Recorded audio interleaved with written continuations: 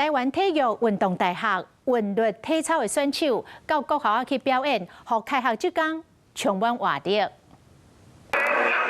韵律体操选手分别用器材跟对音乐，展现韵律体操优雅魅力，互现场国小老师学生看甲无腻目。第一个要学习他的一个运动，然后增广他的见闻。很多人都没有在现场看过这个体操的活动。现场国小这摆特别邀请台湾体育运动大学韵律体操选手来到学校表演，成员包括2005年世界大学运动会韵律体操铜牌选手流利的动作，和全场看甲学了解得知。还有默契是很重要，因为所有的器材抛上去，如果有一个人慢了一点或快了一点，或者是比较不一致，就很难完成。表演的团队和囡仔交流，嘛鼓励囡仔唔通惊失败，惊袂着顶，若是愿意去看卖，就有机会进步。